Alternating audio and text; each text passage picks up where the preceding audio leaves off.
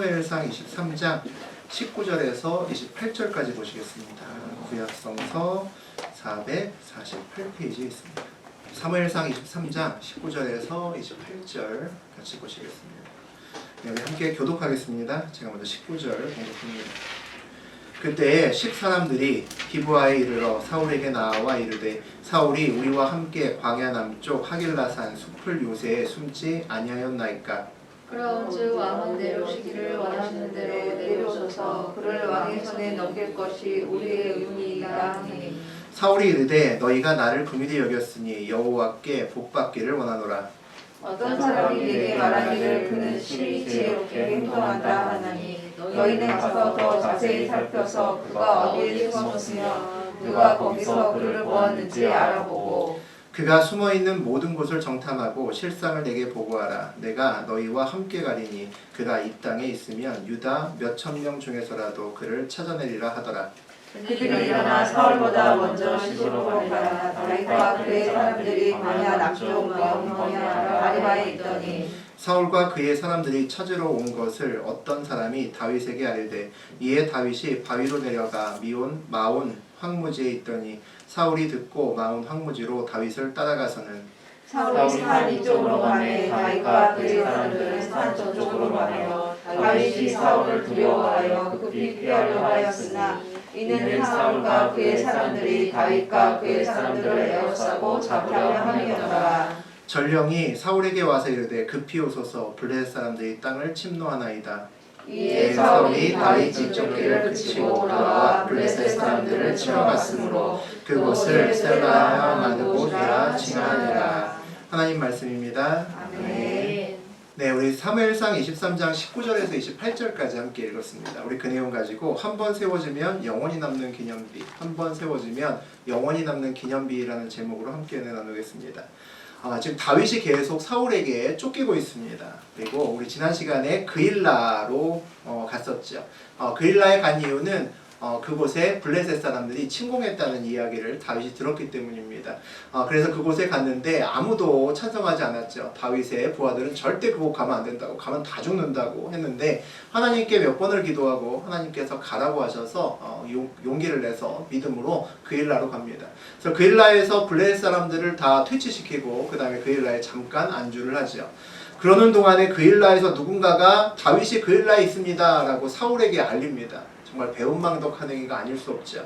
사울은 그 이야기를 듣고 야, 도가내던 쥐구나. 이 그일라라는 성은 우리 성문을 잠그면 아무데도 도망갈 구석이 없는데 잘됐다 라고 해서 온 백성들을 모읍니다. 온 백성들을 모아서 다윗을 죽이러 오죠.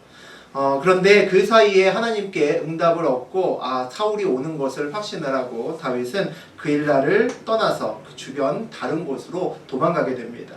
그 이후부터 다윗의 삶은 더욱더 험난해집니다. 우리 지난 시간에 10광야와 그리고 광야의 요새를 돌아다니면서 계속 몸둘 데 없이 계속 돌아다니면서 피해 다니는 것을 볼 수가 있습니다.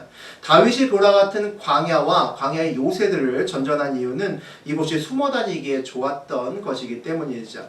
오늘 본문에 보면 10황무지다라는 내용을 우리가 잠깐 읽었습니다. 황무지라는 내용은 그만큼 척박하고 사람이 잘 가려가지 않는 곳이라는 이야기죠. 10광야는 유다 지역에서도 대표적인 불모지입니다. 하지만 이곳에서 다윗은 그의 사람 600명과 함께 이곳에서 생활합니다. 얼마나 힘들고 어려웠겠습니까? 그냥 혼자 살기도 쉽지 않았을 텐데 한 무리를 데리고 이곳에서 살아갑니다. 오늘 그에 대한 이야기와 사울과 쫓고 쫓기는 이야기를 다시 한번 더 나누어 보겠습니다. 우리 19절 같이 읽어보죠. 그때 10사람들이 기브아에 이르러 사울에게 나와 이르되 다윗이 우리와 함께 광야 남쪽 하길라산 숲을 요새에 숨지 아니하였나이까. 광야 황무지를 돌아다니면서 하루하루 사는 것도 참 쉽지 않은데 다윗에게 또 다른 위기의 그림자가 왔음을 우리가 볼 수 있습니다. 우리 지난 시간에는 그일라 사람들이 가서 고자질을 했는데 오늘은 10광야 사람들이 사울에게 와서 다윗을 고자질합니다. 다윗이 10광야 남쪽에 하길라산 숲을 요새에 있습니다 라고 이렇게 이야기를 하는 겁니다. 다윗이 10광야보다 더 남쪽으로 내려갔음을 알 수 있습니다. 그러니까 사울이 있는 기브아보다 조금 더 멀리 또 더 척박한 곳으로 그렇게 도망다니고 있다라고 볼 수 있죠. 우리 10광야 사람들은 왜 다윗을 밀고 했을까요? 아마 높당의 제사장처럼 잘못 엮이면, 다윗과 잘못 엮이면 몰살할 수 있다는 두려움 때문에 그랬을 겁니다. 아니면 또 도액처럼 사울에게 좀 잘 보여서, 이 기회에 잘 보여서 큰 어떤 혜택을 좀 얻고 싶어서 그랬을 수도 있습니다. 우리 20절 보시겠습니다. 그러나온즉 왕은 내려오시기를 원하시는 대로 내려오소서. 그를 왕의 손에 넘길 것이 우리의 의문이다 하니. 와서 그 정상분이 이야기를 합니다. 왕이 편하실 때 오십시오. 언제 내려오는지만 미리 말씀해 주시면 우리가 딱 준비하고 있다가 다윗을 바로 넘겨드리겠습니다. 그렇게 이야기를 합니다. 아마 이렇게 얘기하는 것은 우리 그 10광야 사람들하고 이미 전부 다 얘기가 된 것으로 보입니다. 그러니까 전체가 다윗을 넘기기로 이미 이야기가 다 맞추어진 이야기라고 볼 수 있죠. 다윗을 왕에게 넘기는 것은 우리의 당연한 의무입니다. 라고 이야기를 합니다. 이제 완전한 아부의 길로 가고 있죠. 사울 눈에 정말 들고 싶어하는, 그래서 한미천 잡아보겠다라는 그런 느낌까지 듭니다. 사울은 자기의 부하들도 믿을 수 없어서 부하들과 회의할 때도 우리 몇 시간 전에 봤던 것처럼 단창을 들고 그렇게 회의를 합니다. 아무도 다윗이 어디 있는지 또 무슨 짓을 하는지 자기에게 알려준 자가 없다고 소리 질러서 화를 냈었던 것이 사울이었죠. 그런데 우리 몇 시간 전에 도액이 높당의 아히멜렉이 다윗을 도왔습니다. 이렇게 이야기를 해서 85명의 제사장이 죽었잖아요. 그리고 그일라 사람들이 또 지난 시간에 다윗을 밀고 했습니다. 자기를 도와줬음에도 불구하고 다윗이 여기 있습니다 라고 몰래 알려주러 온 거죠. 그런데 이번에는 또 10광야 사람들이 밀고를 합니다. 사울왕의 기분이 어땠을까요? 기분 째졌겠죠. 야, 내 뜻대로 되는구나. 위협하니까 이렇게 내가 소리 지르니까 되는구나 라고 느꼈을 겁니다.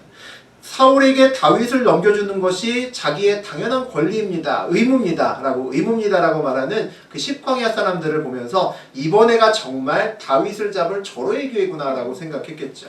우리 21절 보시겠습니다. 사울이 이르되 너희가 나를 긍휼히 여겼으니 여호와께 복받기를 원하노라. 사울이 10광야 사람들을 축복합니다. 그것도 하나님의 이름, 여호와의 이름으로 축복하죠. 사울은 여호와를 더 이상 경외하지 않습니다. 그러니까 85명의 제사장도 죽일 수가 있었던 것이고, 그리고 에봇도 더 이상 필요하지 않습니다. 사울은 어느 때 이후부터는 하나님께 더 이상 질문하지도 않고 묻지도 않는 것을 볼 수 있습니다. 사울은 이제 그냥 상황을 보고 상황이 나의 뜻과 맞으면 하나님이 나를 도우시는구나 그러고 판단할 뿐입니다. 이방인과 다름이 없죠. 그리고 하나님의 이름을 왕의 자리에서 남을 축복할 때만 그 이름을 살짝 빌어 쓰는 그런 사람이 되어버렸다라는 것을 우리가 오늘 볼 수 있습니다. 사울은 오늘 10광야 사람들이 다윗의 반역과 배신으로 자기를 동정하고 긍휼히 여겼다라고 그렇게 생각하는 것 같습니다. 사람이 점점 승진할수록 더 많이 보고 더 멀리 본다라고 생각하지만 그렇지 않죠. 많은 정보가 오는 것은 맞지만 모두 다 간접적인 정보가 거의 대부분입니다. 눈과 귀가 가리워지기 쉽다는 거죠. 눈과 귀가 가리워지면 정확한 판단을 할 수가 없습니다. 그 정보와 그 다음에 자기의 마음에 이전의 어떤 경험과 확신 가지고 그냥 판단을 할 뿐이기 때문이죠. 사람들은 앞다투어 다윗 행적과 그의 위치에 대해서 밀고를 합니다. 사울에게 알려주죠. 그 이유는 높당의 제사장들을 죽인 사울이 두려웠기 때문입니다. 그것이 가장 컸던 거죠. 잘못하면 죽을 수도 있어. 그런데 사울은 오늘 그렇게 생각하지 않습니다. 다른 사람들이 다 자기를 좋아하고 자기의 마음을 헤아려 줬기 때문에 자기에게 와서 다윗을 이야기한다. 다윗이 어디 있습니다 라고 이야기한다라고 생각하는 거죠. 완전히 착각도 자유입니다. 내가 윗사람이 되었을 때 나의 아랫사람이 잘할 때 그 이유가 왜 그런지를 보실 수 있어야 됩니다. 내가 정말 바르게 일을 하고 내가 덕이 있는 사람이라서 그 사람이 나에게 잘하고 나를 존경해서 잘하는 것인지, 아니면 나에게 잘 못 보이면 불이익이 갈까봐 두려워서 그래서 나에게 좋은 소리하고 여러 가지 것들을 잘해주는 것인지 볼 수 있어야 되는 거죠. 그것을 잘 보아야 바른 소리를 들을 수 있고 한쪽에 치우친 상황을 잘못 판단하지 않을 수가 있습니다. 우리 22절 보시겠습니다. 어떤 사람이 내게 말하기를 그는 심히 지혜롭게 행동한다 하나니 너희는 가서 더 자세히 살펴서 그가 어디에 숨었으며 누가 거기서 그를 보았는지 알아보고. 사울이 보는 다윗에 대한 판단을 한마디로 하면 오늘 본문에서 심히 지혜롭게 행동한다라고 되어 있습니다. 그런데 원어적인 의미를 좀 더 살려서 다시 번역을 하면 심히 교활하게 행동한다라고 번역하는 것이 더 좋을 것 같습니다. 개역개정의 번역과는 조금 차이가 있죠. 사울이 보는 다윗은 교활한 사람입니다. 자기 입장에서 보면 분명히 교활하죠. 사울이 다윗이 교활해서 지금까지 다윗을 잡으려고 별의별 수단을 다 강구를 해도 요리조리 계속 빠져나갔다라고 생각하는 겁니다. 아마도 그일라에 있을 때 지난 시간에 기회다 싶어서 온 국민을 이끌고 대군을 이끌고 갔는데 다윗이 그만 홀라당 도망쳐버렸죠. 허탕치고 말았습니다. 그래서 그 기억 때문에 더욱더 다윗을 교활하다고 생각하는 것 같습니다. 그래서 십광야 사람들 니네들이 가서 더 자세히 살펴보라고 그렇게 신신당부를 합니다. 어디에 숨었는지 꼭 알아놔야 돼 라고 얘기를 하는 거죠. 누가 다윗을 보았는지 그 증인도 확보하라고 합니다. 정확한 것이 아니면 가봐야 허탕칠 것이 분명하다라고 생각하는 것 같습니다. 23절 보죠. 그가 숨어있는 모든 곳을 정탐하고 실상을 내게 보고하라. 내가 너희와 함께 가리니 그가 이 땅에 있으면 유다 몇천 명 중에서라도 그를 찾아내리라 하더라. 다윗에 대한 사울의 마음, 지금 다짐이 어떤지를 알 수 있는 절입니다. 그가 숨어있는 모든 곳을 정탐하라고 합니다. 다윗이 있는 곳을 반드시 찾아내라는 거죠. 실상을 내게 보고하라고 합니다. 다윗에 대한 상황을 수시로 나한테 보고해서 다윗이 지금 어디 있는지 어떻게 움직이는지 그 동선을 확실히 파악을 해야겠다는 거죠. 다윗을 반드시 찾아내고 싶다는 겁니다. 내가 너희와 함께 가리니 라고 되어 있습니다. 정확한 위치를 알면 내가 직접 가겠다는 겁니다. 사울에게는 그만큼 이게 중요한 거라는 거죠. 왕이 직접 움직인다는 것은 애지간한 일 갖고 움직이지 않기 때문입니다. 그가 이 땅에 있으면 유다 몇천 명 중에서라도 그를 찾아내리라 이렇게 얘기를 합니다. 수천 명 중 얼굴 다 확인해서라도 변장을 했더라도 그 변장을 풀고 내가 다윗이 누군지 하나하나 전부 다 확인할 그런 마음이 되어 있다는 거죠. 반드시 찾아내서 다윗의 생명을 빼앗을 거다라는 강인한 의지를 우리가 볼 수 있습니다. 24절과 25절 보죠. 그들이 일어나 사울보다 먼저 시므로 가니라. 다윗과 그의 사람들이 광야 남쪽 마한 광야 아라바에 있더니 사울과 그의 사람들이 찾으러 온 것을 어떤 사람이 다윗에게 알렸는데 이는 다윗이 바위로 내려가 마온 황무지에 있더니 사울이 듣고 마온 황무지로 다윗을 따라가서는 사울의 좋은 말을 듣고 칭찬하는 말을 듣고 우리 십광야 사람들이 더 적극적으로 움직이는 것을 볼 수 있습니다. 사울의 명령을 듣고 얼른 뛰어갑니다. 사울보다 먼저 서둘러서 움직이죠. 이번 기회에 어차피 다윗을 꼰질렀으니까 이번 기회에 완전히 사울의 마음을 잡아야겠다라고 생각하는 것 같습니다. 다윗이 그의 부하들과 함께 십광야에서 더 남쪽으로 이동해서 마온 광양 아라바에 있는 것을 확인을 합니다. 그리고 아마도 사람을 또 보내서 실상을 보고를 했을 겁니다. 지금 다윗이 어떻게 있고 어떻게 움직이고 있습니다 라고 얘기를 했겠죠. 그러니까 사울이 대군을 이끌고 이번에는 다윗이 진짜 있는 마온 광야로 내려왔다라고 되어 있습니다. 어떤 사람이 다행히 다윗에게 사울과 부하들이 마온 광야에 도착했음을 보고한 것 같습니다. 다윗이 얼마나 놀랐을까요? 그곳은 안전하리라고 생각했거든요. 기브압으로부터도 멀리 떨어져 있고 그리고 자기의 고향인 유다에서도 가장 좀 남쪽에 위치한 변두리입니다. 이 황무지는 다른 사람들이 잘 오는 곳이 아닙니다. 그만큼 척박하고 험하다는 거죠. 도대체 내가 이곳에 있다는 것을 누가 알렸을까? 그런 생각이 들었을 겁니다. 그일라에서 한번 당하고 났으니 이제 믿을 사람이 정말 없구나라는 것을 느꼈기 때문이죠. 다윗이 바위로 내려가 마온 황무지에 있더니 라고 되어 있습니다. 다윗이 마온 황무지에 있는 바위산으로 갔다라는 이야기입니다. 바위산으로 갔다는 이야기는 더 험악해서 찾아내기 힘든 또 따라오기 힘든 곳으로 갔다는 거죠. 우리가 산도 바위산은 조심해야 됩니다. 잘못 헛디디면 문제가 생기는 그런 산이죠. 그래서 더 사울이 쫓아오기 어려운 바위산으로 피합니다. 사울이 듣고 마온 황무지로 다윗을 따라가서는 이라고 되어 있습니다. 그런데 사울이 그 바위산 마온 황무지까지 다윗을 따라갔다는 것을 볼 수가 있습니다. 다윗이 더 험한 곳, 더 쉽지 않은 곳으로 계속 도망감에도 이번에는 별 소용이 없는 것 같습니다. 끝까지 사울이 많은 대군을 이끌고 따라오는 것을 볼 수가 있죠. 이제 점점 더 위험해지고 있습니다. 우리 26절 보겠습니다. 사울이 산 이쪽으로 가매 다윗과 그의 사람들은 산 저쪽으로 가며 다윗이 사울을 두려워하여 급히 피하려 하였으니 이는 사울과 그의 사람들이 다윗과 그의 사람들을 에워싸고 잡으려 함이었더라. 사울이 다윗이 숨어있는 이제 바위산에 도착을 합니다. 이제 고양이가 쥐를 쫓고 있는 그런 계속 쫓기는 장면이 우리 머릿속에 그려지죠. 우리 내용을 잘 보면 바위산이 하나 있고 바위산이 하나 있는데 이 바위산의 한쪽으로 사울이 그 산을 끼면서 돌아가고 있습니다. 그러니까 그것을 보고 있는 다윗이 반대쪽 방향으로 움직이고 있는 겁니다. 정말 영화에서처럼 한쪽에서 쫓아가고 반대쪽에서는 도망가고 이런 모습을 우리가 볼 수가 있는 거죠. 다윗이 사울을 두려워하여 급히 피하려 하였으니 이는 사울과 그의 사람들이 다윗과 그의 사람들을 에워싸고 잡으려 함이었더라 라고 되어 있습니다.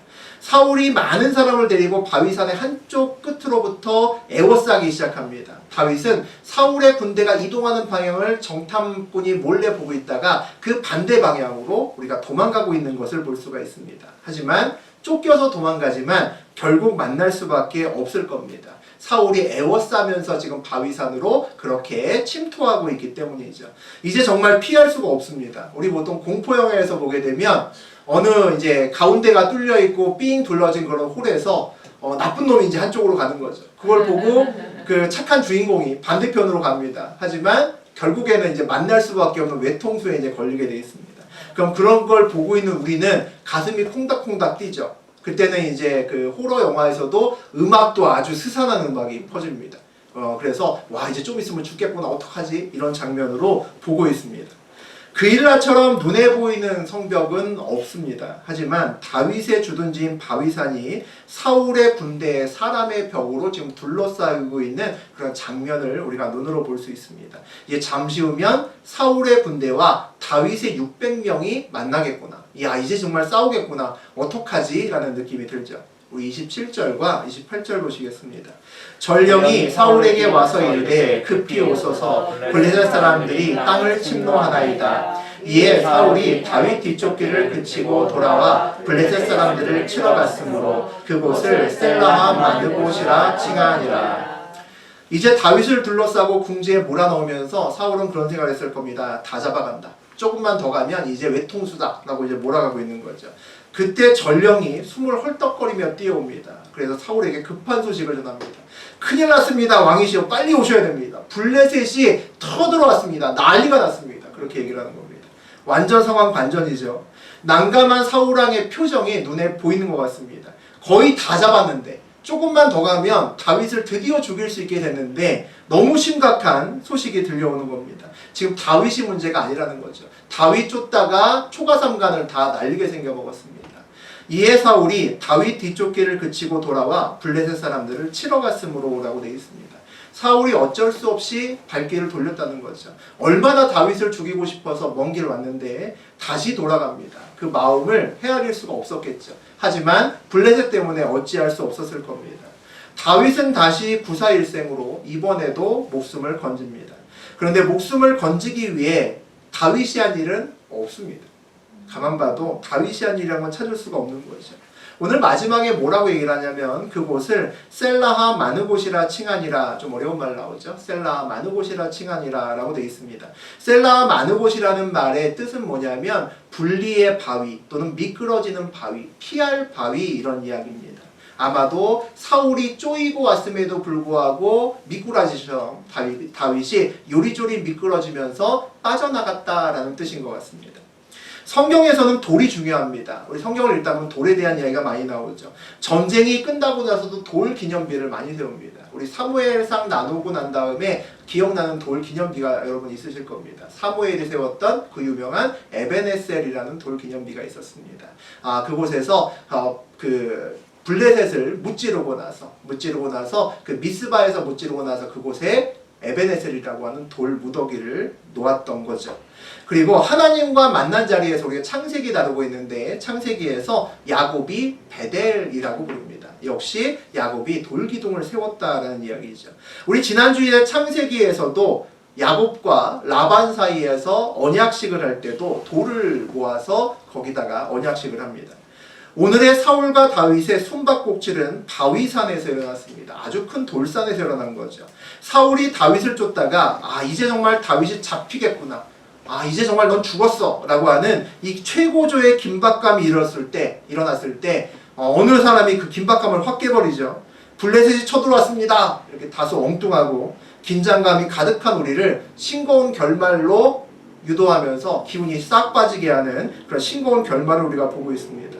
사울이 다윗 쫓기를 그만하고 블레셋과 전쟁을 하러 갔습니다. 상황은 아주 긴박해졌다가 허무하게 그냥 끝이 났죠. 우리는 긴 빠졌지만 다윗은 긴 안도의 한숨을 쉬었을 겁니다. 원래 간증을 하면 간증을 듣는 사람은 간증하는 사람이 얼마나 위험한지와 상관없이 웃을 수 있습니다. 그건 내 상황이 아니기 때문이죠.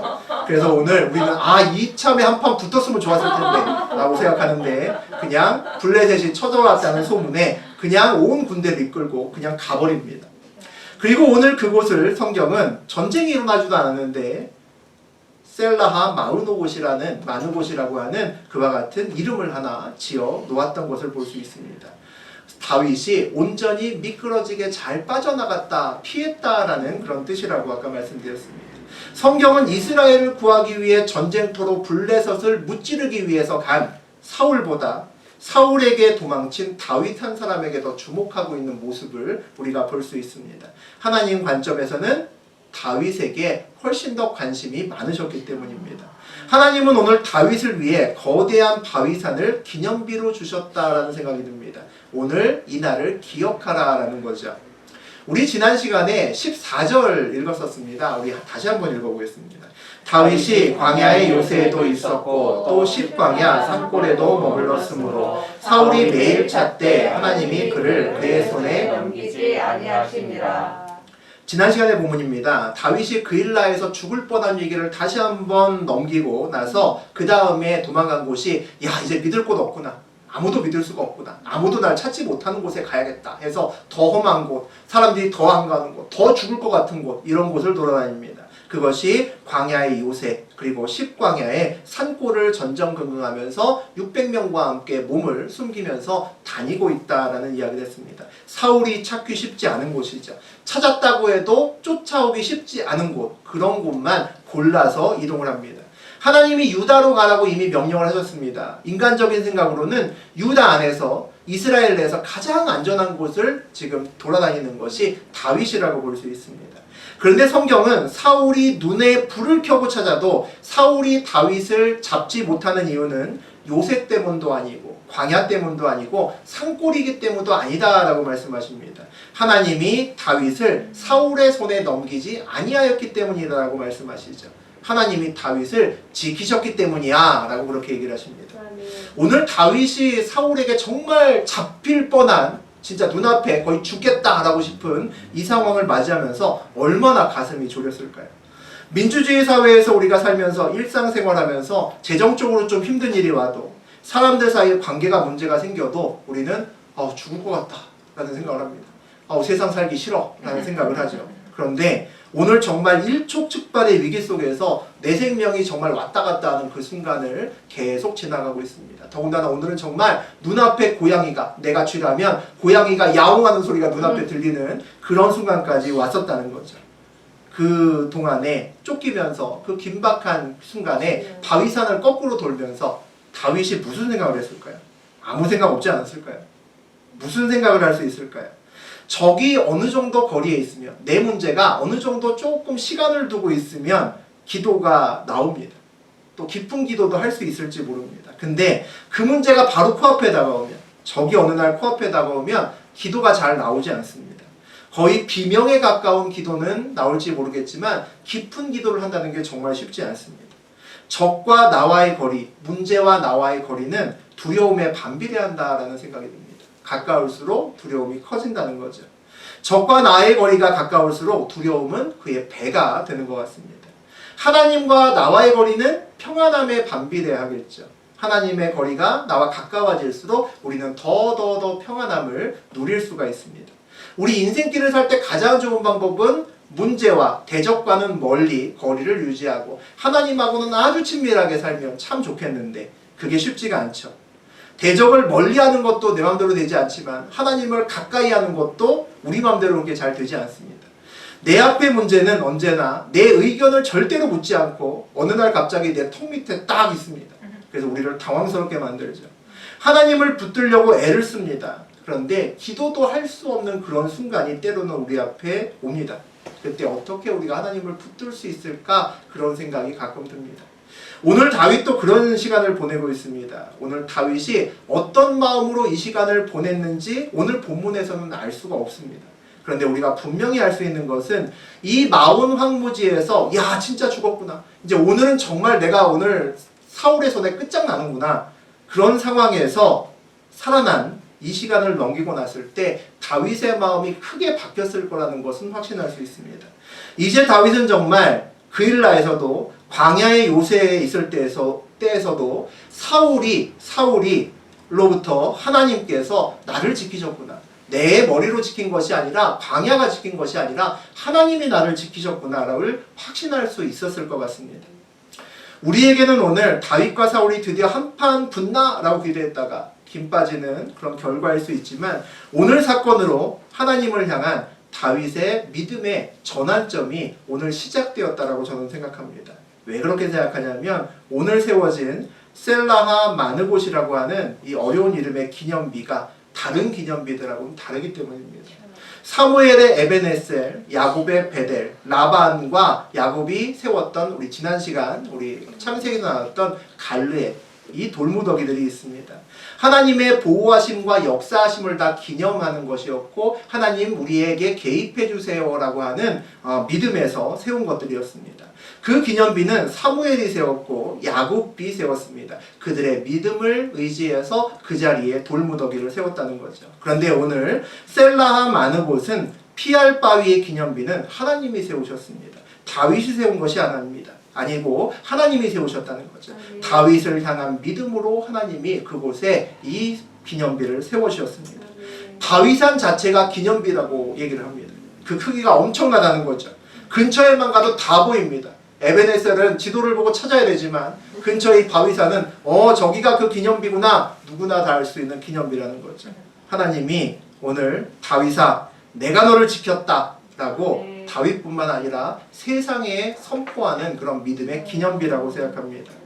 다윗이 사울에게 쫓기면서 두려워서 기도조차 할 수 없었던 때가 오늘이라고 생각합니다. 왜냐하면 그렇게 애심심하면 애복 갖고 묻고 이것저것 물었던 다윗이 오늘은 기도했다는 이야기도 없고 하나님 어떻게 하겠습니까? 라고 묻는 이야기도 없기 때문입니다.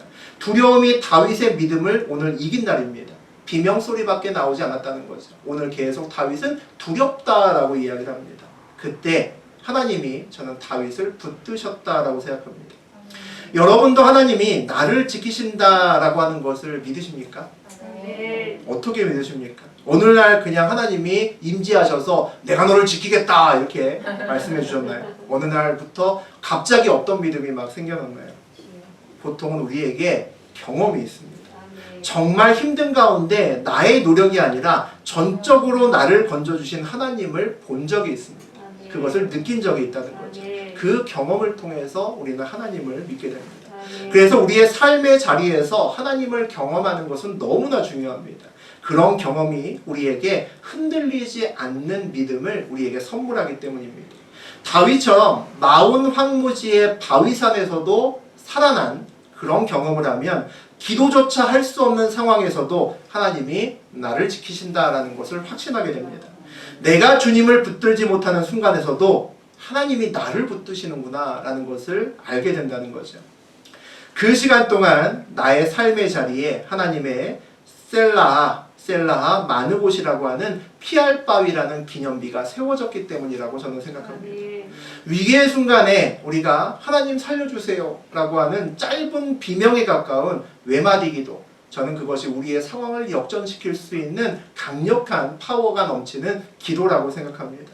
저는 제가 울면, 제가 부르짖으면 하나님은 반드시 제 앞에 오신다라고 믿습니다. 그리고 제 기도를 귀를 기울여서 분명히 들어주신다고 확신합니다. 신학자들이나 철학자들은 그렇게 얘기하지 않습니다. 초월적인 하나님이 한 사람 한 사람의 이야기를 어떻게 다 듣고 응답할 수 있느냐라고 이성적으로 얘기를 합니다. 세상은 모두 정해져 있는데 한 사람의 외침이 하나님께 무슨 의미가 있겠느냐라고 이야기를 합니다. 하지만 과거의 제 경험이, 많은 믿음의 선조들의 경험이 하나님의 나의 인생길에 하나님께서 세우셨던 셀라 마누고 피알밥이라는 기념비가 나에게도 있음을 고백하게 됩니다. 그것을 믿으면 하나님께 부르짖을 수 있고 어떠한 상황에서도 주님을 붙들 수 있습니다. 저는 철학자이기도 싶지도 않고 신학자이고 싶지도 않습니다. 뜨거운 한 사람의 신앙인이기를 원합니다. 논리적으로 하나님을 설명하는 사람이 아니라 살아계신 하나님을 믿음으로 증거하는 그런 사람이 되기를 원합니다. 그리고 저와 함께 있는 여러분도 그런 사람들이 되시기를 원합니다. 어느 정도 믿음까지는 내가 붙들면서 성장할 수도 있는 것 같습니다. 그런데 큰 믿음을 갖기를 원한다면 내가 그 믿음을 붙드는 것이 아니라 하나님께 붙들리셔야 됩니다. 내 앞에 큰 위기에서 그보다 더 큰 하나님을 가까이 할 수 있는 방법은 나의 힘을 길러서 주님을 붙드는 것이 아닙니다. 그래가지고는 언젠가는 위기 앞에서 무너질 수밖에 없습니다. 하나님께 온전하게 붙들림을 받는 거라는 거죠. 오늘 고난주간 예수님의 행적 4번째 날이었습니다. 침묵의 날이었죠. 십자가에서 돌아가기 시기 며칠 전인데 성경에서는 무엇을 하셨다는 내용이 없습니다. 그래서 무슨 이름을 붙일까? 아무 내용도 없으니까 그냥 침묵의 날이라고 붙여놓은 겁니다. 누가 생각할 때는 아무 의미 없는 날, 기록되지 않은 날이구나 라고 넘어갈 수도 있을 겁니다. 돌아가시기 며칠 전에 이제 며칠 있으면 불과 2, 3일 지나면 이제 정말 십자가에 달리겠구나 라는 그 고통의 날이 눈앞에 왔을 때 예수님이 뭐 하셨을까? 침묵으로 보내셨다는 것이 무슨 의미일까? 하나님께 온전히 붙들리셨다라는 뜻 아닐까 싶습니다. 감당할 수 없는 십자가를 앞에 두고 온전히 하나님을 바라보시고 하나님의 힘으로 그 시간을 보낸 시간이 침묵의 날 아니었을까 싶습니다.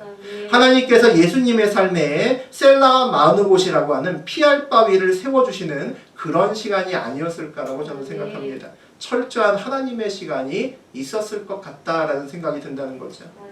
혹시 하나님을 믿고 걸어가는 길에 다윗처럼 이해할 수 없는 고난이 반복되고 비명소리밖에 나오지 않는 그 시간이 어느 날 우리에게도 올 수 있습니다. 지나신 분도 있을 거고 올 수 있는 분도 있을 겁니다. 그 시간이 여러분의 시간이 아니라 하나님의 시간임을 고백하는 시간 되시기를 바랍니다. 그 시간을 통해서 하나님께서 여러분의 인생길에 셀라하 마누곳이라고 불리는 피할 바위의 기념비를 그 시간에 세워주실 겁니다. 한 번은 넘어가야 되는 시간일 수 있습니다. 그 시간은 우리를 죽이는 시간이 아니라 우리를 위한 하나님의 기념비가 세워지는 시간입니다. 한 번 세워지기는 힘들지만 그 기념비가 한 번 세워지면 그 기념비는 우리를 평생 이끌고 갑니다. 다른 기념비는 나의 믿음으로 세워진 기념비들입니다. 그런 기념비들은 상황이 바뀌고 또 나의 믿음이 약해지면 넘어질 수 있습니다. 그런데 셀라하 마누곳이라는 피할 바위의 기념비는 넘어지지 않습니다. 그것은 하나님이 우리를 위해서, 우리의 믿음을 위해서 하나님께서 친히 세워주신 그 기념비이기 때문입니다. 한번 세워지면 영원히 남는 그런 기념비가 된다는 거죠. 이 기념비가 세워지면 저하고 여러분의 인생이 달라집니다. 떨지 않습니다. 어떠한 어려움과 험난한 길이 내 앞에 와도 떨지 않습니다. 그 기념비의 추억이 나를 붙들고 있기 때문입니다. 내가 아무리 힘들어도 하나님께서 나를 붙드신다는 것이 무엇인지 압니다. 내가 기도하지도 못하고 내가 아무것도 하지 못하고 입술에서 그냥 비명밖에 나오지 않는 그 시간에도 하나님이 그의 오른손으로 나를 붙들고 계신다는 것을 내가 확신합니다. 그런 기념비, 다윗의 기념비가 여러분의 기념비가 되기를 주의 이름으로 축원드립니다.